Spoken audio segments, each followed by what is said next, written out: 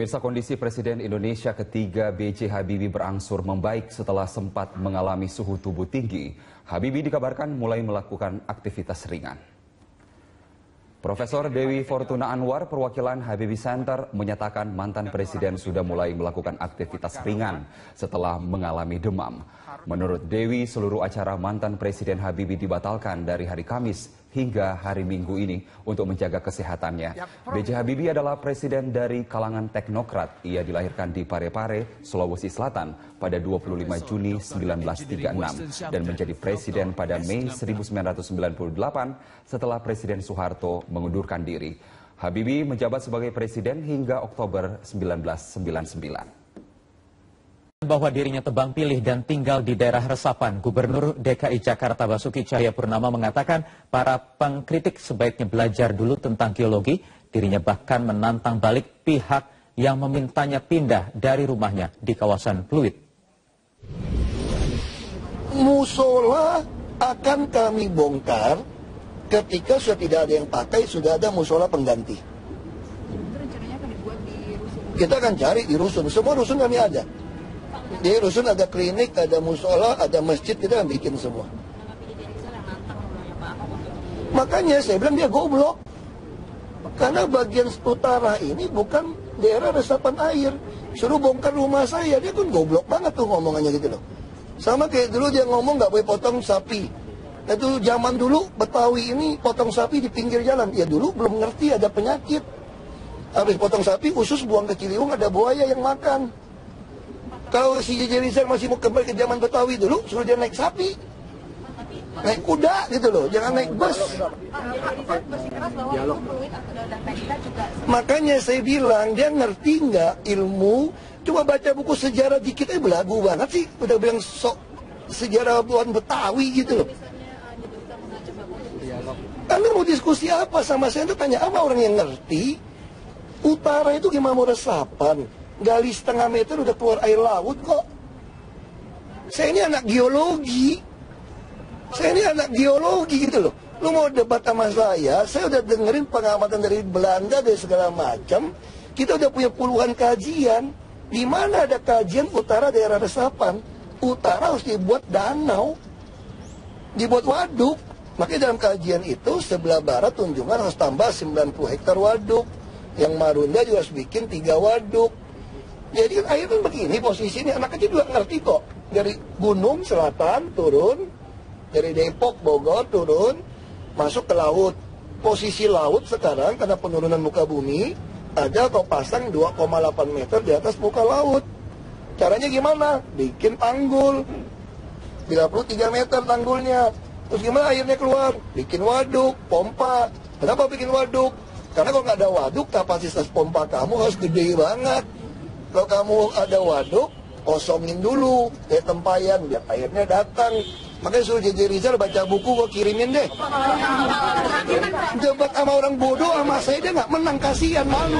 Saya dia nggak. Jakarta terus berbenah. Selain normalisasi Sungai Ciliwung di Kampung Pulau, pemerintah Provinsi Jakarta juga akan mengembalikan fungsi sungai lainnya di Jakarta sebagai penyangga banjir, diantaranya Kali Mampang dan Krukut di Jakarta Selatan. Meski sudah disosialisasikan sejak tahun lalu, hingga kini normalisasi kali belum terrealisasi.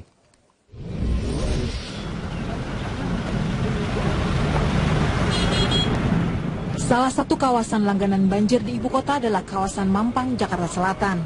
Banyaknya bangunan warga di bantaran kali menyempitkan Kali Mampang hingga tidak mampu menampung debit air dan akhirnya meluap. Pemerintah Provinsi DKI Jakarta pun berencana untuk melebarkan kali dari 7 meter hingga menjadi 20 meter. Menurut Lurah Mampang, sosialisasi terhadap warga sudah dilakukan setahun lalu. Namun warga belum pindah lantaran Pemprov DKI belum juga memastikan waktu proyek normalisasi. Ya, saya juga kurang tahu, karena itu saya tinggal hanya menunggu perintah atasan saja. Ketika sudah ada perintah dari atasan untuk segera dilakukan kita langsung tindak lanjuti. Selain Kali Mampang, Kali Krukut di Kecamatan Pela Mampang rencananya juga akan dinormalkan. Warga telah memiliki surat kepemilikan tanah, namun sebagian lainnya tidak punya. Warga mengaku siap direlokasi meski belum mengetahui tempat baru yang akan disediakan oleh pemerintah. Mengenai relokasi, kebetulan saya belum ada ya rembuk ke warga gitu untuk kelanjutannya ini gitu kan, ke depannya itu bagaimana. Normalisasi kali menjadi salah satu cara pemerintah DKI Jakarta untuk mengatasi banjir di ibu kota. Gubernur DKI Jakarta menargetkan sejumlah titik sungai yang mengalir di ibu kota akan dinormalisasi sebelum musim penghujan di bulan Oktober mendatang. Rencana program normalisasi baik itu Kali Krukut maupun Kali Mampang sudah direncanakan sejak beberapa belakang tahun terakhir. Namun ternyata prosesnya terhambat dan baru kembali dilakukan proses pengerukan pada tahun 2015 ini. Warga di bantaran kali pun sebenarnya sudah bersedia untuk direlokasi, namun karena belum ada sosialisasi lebih lanjut terkait dengan pembongkaran, maka mereka kali ini lebih memilih untuk tetap tinggal di bantaran kali. Dari Jakarta, Marshalina Gita, Ari Setiawan, Metro TV. Ya, meski masih menyisakan sejumlah masalah terkait relokasi warga di Kampung Pulo, Jakarta Timur, rencana pemerintah Provinsi DKI untuk menormalisasi dan juga merevitalisasi kawasan di bantaran Sungai Ciliwung terus berjalan. Namun bagaimana sesungguhnya konsep besar untuk membebaskan ibu kota dari banjir dan juga bagaimana proses-proses atau agar proses-proses relokasi warga selanjutnya tidak kembali menimbulkan masalah, kami akan mengulasnya dengan sejumlah narasumber yang hadir di studio dan juga bergabung dari luar. Saya ingin menyapa terlebih dahulu ada pakar tata kota Yayat Supriyatna. Kang Yayat, selamat malam. Selamat malam. Terima kasih sudah diganggu akhir pekannya. Dan juga bergabung dari luar ada Ketua Komunitas Ciliwung Merdeka Sandiawan Sumardi. Selamat malam Pak Sandiawan. Selamat malam Mas Wahyu. Ya, terima kasih sudah bergabung dan juga ada Sekretaris Daerah Provinsi DKI Jakarta Saifullah melalui sambungan telepon. Selamat malam Pak Saifullah.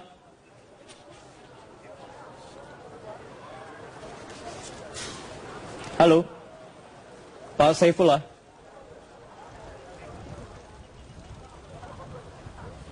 Selamat malam Pak Saifullah. Oke, baik. Kami akan mencoba terus nanti sambungan melalui telepon dengan Sekretaris Daerah Provinsi DKI Jakarta Saifullah. Tapi sebelumnya saya ingin ke Pak Sandiawan dulu, yang mengawal sejak hari pertama, sekarang sudah di hari ketiga. Bagaimana Anda melihat Pak Sandiawan proses relokasi dan juga pembongkaran di sana? Ya, proses penggusuran ini memang sebuah tragedi. Tetapi inilah realisme yang harus dihadapi oleh masyarakat. Yang penting ke depannya kita harus belajar mengevaluasi cara komunikasi pemerintah daerah, tetapi sekaligus juga dengan pendekatannya kepada masyarakat. Ya, Pak Sandiawan, saya ingin tanya terlebih dahulu, sejauh ini sampai kemarin terakhir sebelum pembongkaran atau mungkin selama proses pembongkaran 3 hari ini berlangsung, komunikasi apa yang sudah terjalin antara warga dengan pemerintah provinsi? Sebenarnya cukup panjang, karena secara kebetulan Bapak Gubernur dahulu bersama dengan Bapak Presiden Jokowi ketika sebelum menjadi gubernur dan juga menjadi wakil gubernur, itu sudah datang ke tempat kami di Sanggar Ciliwung Merdeka di Bukit Duri, hanya seberang dari Kampung Pulo. Sehingga sebenarnya saya sudah bersahabat dengan Pak Ahok, juga dengan Bapak Jokowi.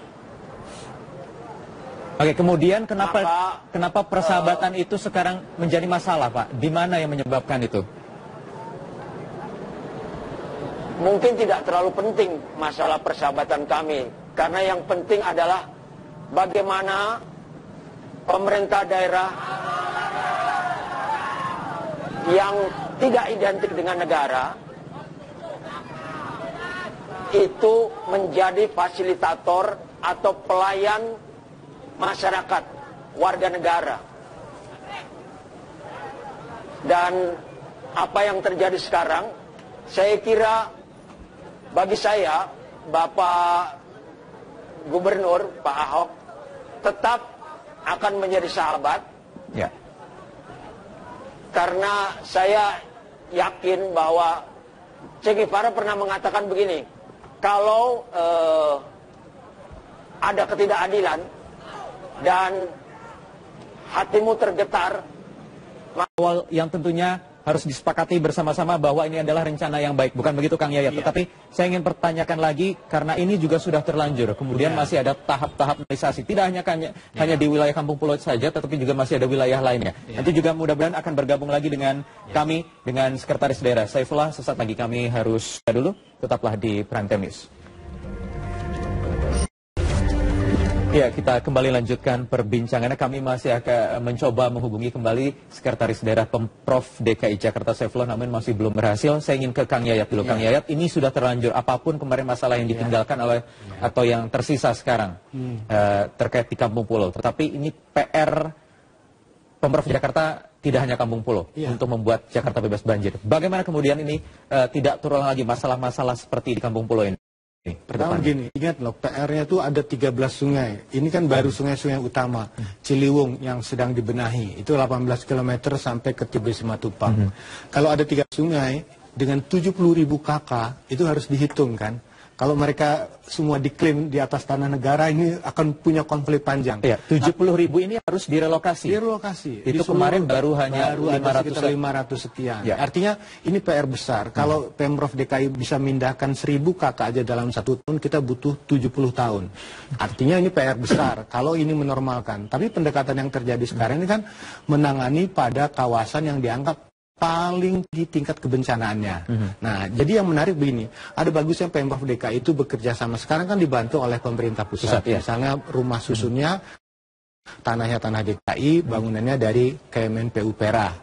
Kemudian penanggulangan tanggulnya itu oleh pemerintah pusat, oleh PU juga, sumber daya air. Nah, pemerintah DKI itu kalau bisa kerjasama dengan pusat, kemudian dengan perguruan tinggi, komunitas atau siapapun, petakan lah.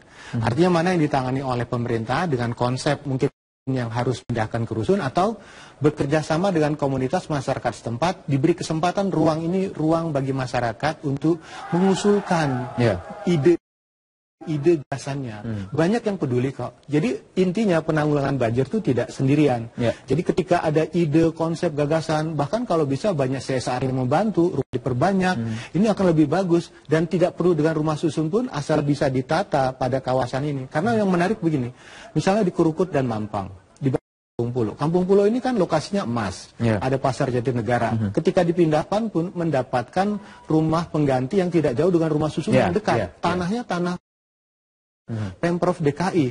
Apakah lokasi-lokasi lain yang dipindahkan akan menemukan lokasi yang sama dengan Kampung Pulau? Itu PR.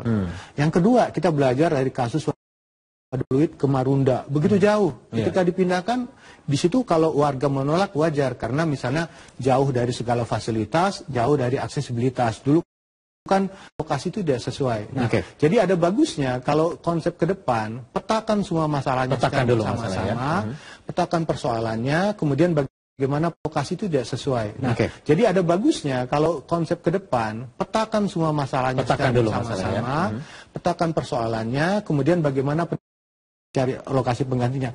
Karena pekerjaan Pemprov DKI pun untuk mencari tanah untuk membangun rumah susun tidak begitu mudah. Tapi pertanyaannya Kang, selanjutnya kalau tadi kita hitung-hitungan ada 70.000 ini kalau normalisasi sungai. Tapi kalau hitung-hitungannya ya taruhlah target 1000-an kepala keluarga per tahun. Kalau tadi kita hitung-hitungan ada 70.000 ini kalau normalisasi sungai. Tapi kalau hitung-hitungannya ya taruhlah target 1000-an. Walaupun ini permasalahan memang kompleks gitu, tidak mudah untuk. Iya, pertama begini, memang konteks penanggulangan banjir bukan hanya normalisasi sungai, banyak PR lain yang harus dikerjakan. Tetapi kan tidak semua wilayah sungai itu harus dinormalkan dalam konteks dengan membuat turap, melebarkan seperti itu. Masih banyak kearifan lokal. Ya kan di Jakarta ini kan banyak tokoh-tokoh ya yang cukup merawat sungai. Nah, percayakan aja kepada komunitas masyarakat yang bisa menjaga sungai. Jadi tidak diklaim bahwa yang di pinggir sungai itu selalu membuat masalah banjir atau menjadi korban banjir. Dibantulah teman-teman seperti Pak Sandiawan ini. Pak Sandiawan ini atau ada yang di kali pesanggerahan itu kan, cukup baik, cukup arif dia menjaga lingkungannya. Jadi kita untuk ke depan itu, pendekatan-pendekatan yang terlalu mendepankan represif itu perlu kita rubah dengan mendorong kearifan lokal dan tanggung jawab warga. Di Jogja itu ada beberapa sungai, kiri kanan itu tanggung jawab warga. Warga lah yang membuat ruang yang khusus di kiri kanannya, bukan kali codenya, ada ruang itu. Jadi tanggung jawab warga sebelah kiri menjaga merawatnya, sebelah kanan demikian. Jadi, dan itu dihasilkan melalui komunikasi yang baik antara warga dan juga didatangin oleh wali kota untuk mengkomunikasikan. Gitu. Saya ingin ke Pak Sandiawan lagi. Pak Sandiawan, tadi Anda juga sudah menegaskan ini sudah terlanjur begitu. Kemudian bagaimana ke depannya, ini juga tugas dari warga, kemudian juga dari teman-teman komunitas Ciliwung Merdeka juga yang nanti bagaimana kemudian proses normalisasi ini tidak lagi menimbulkan masalah. Apa kemudian yang bisa dilakukan dari teman-teman dan juga warga di komunitas Ciliwung Merdeka ini?